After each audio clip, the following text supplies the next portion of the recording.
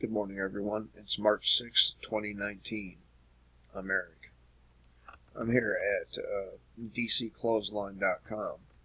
Will 5G cell phone technology lead to dramatic population reduction as large numbers of men become sterile? This is from Michael Schneider.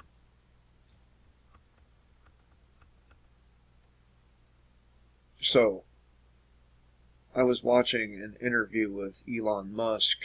It was either yesterday or the day before, and he was talking about how artificial intelligence, the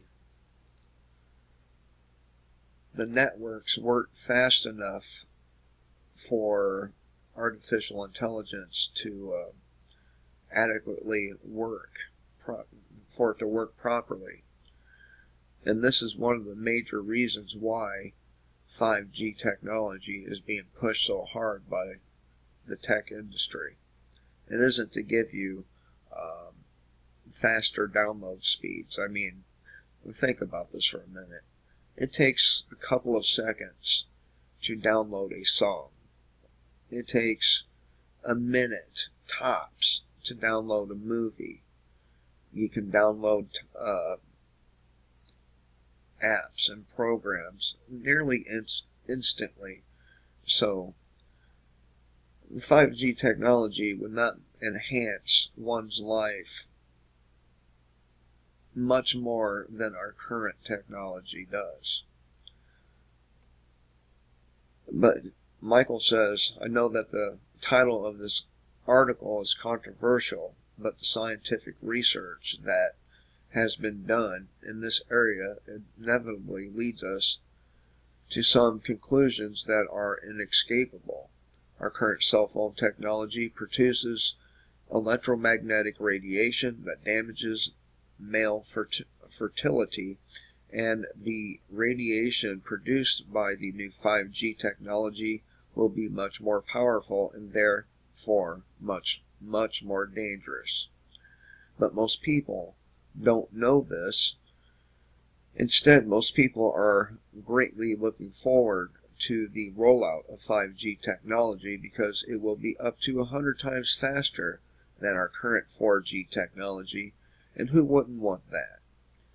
The big cell phone companies are spending hundreds of billions of dollars to install hundreds of thousands of new 5G antennas, and every single one of those antennas will be constantly emitting very powerful EM radiation. Since we can't see the radiation, too many people the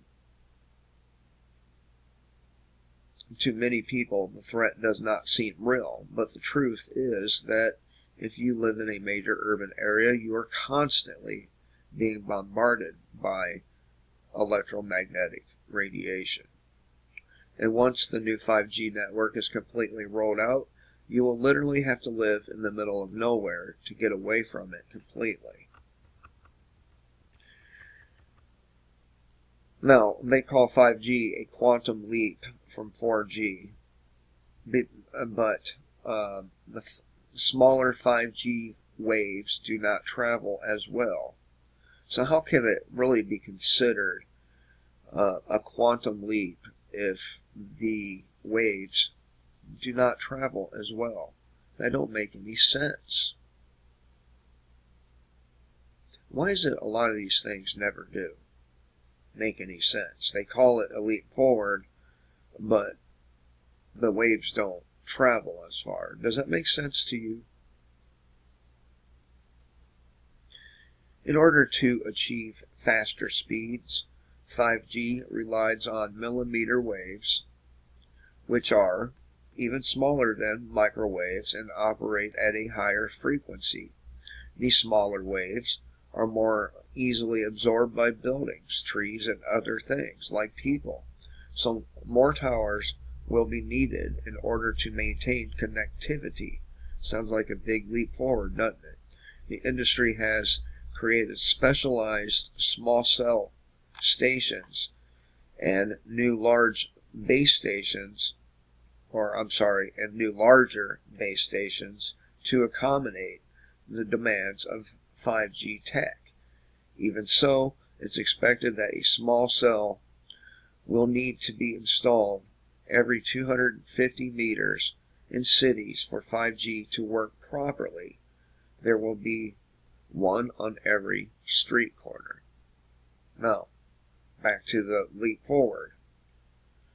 How is it any of this a leap forward?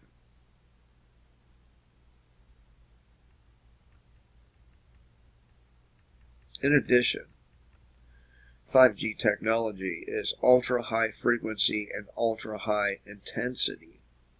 5G cell phone towers are more dangerous than other cell towers for two main reasons. First, compared to earlier versions, 5G is ultra-high frequency and ultra-high intensity. 1, 2, 3, and 4G use between 1 to 5 gigahertz frequency. 5G uses between 24 and 90 gigahertz frequency. Within the RF radiation portion of the electromagnetic spectrum, the higher the frequency, the more dangerous it is to living organisms. So basically, the radiation that we will constantly be absorbing will be much, much, much more powerful than before, and the sources emitting the radiation will be much closer to us. Now, are you getting the picture? A 5G cell tower on every corner. If that wasn't bad enough, an investigation conducted at a university in Israel discovered that the surface of the human body actually draws 5G radiation in like an antenna.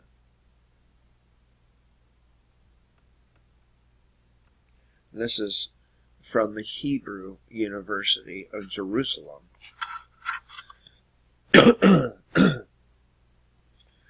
What's further disturbing about 5G radiation is how the human body responds and processes it. Dr. Ben I'm just going to leave it at Dr. Ben because it's a Jew name, and I'll be damned if I try to pronounce it. From the Hebrew University of Jerusalem, discovered as part of a recent investigation that human skin acts as a type of receptor for 5G radiation, drawing it in like an antenna. In quotes, this kind of technology, which is in many of our homes, actually interacts with the human skin and eyes. Writes Arjun Walla for Collective Evolution about the study.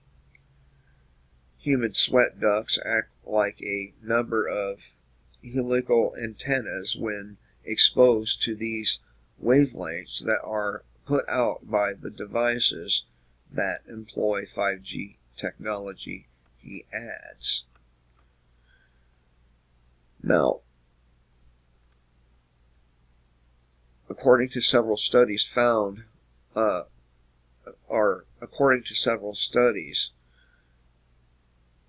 current cell phone technology has a negative effect on male fertility.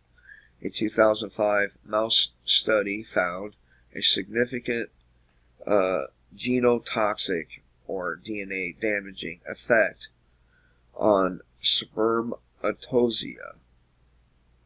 A 2007 rat study found significantly higher incidence of sperm cell death, suggesting that carrying cell phones near reproductive organs could negatively affect male fertility. And a 2009 rat study found that the radiation from cell phones negatively affects semen quality and may impair male fertility. So, in light of all of that data, is the title of this guy's article, Michael Snyder, is it really all that controversial? And moreover, is 5G really a quantum leap? I don't think so. I think ultimately it's going to be disastrous for human health. Not just human health, but hell, bees, dogs, cats, and everything else that lives around these things. But, you know, there's no plot to reduce the population, right? Anyway, I thought I'd share this with you. I hope everyone has a great morning. Till next time, kill the state, live free.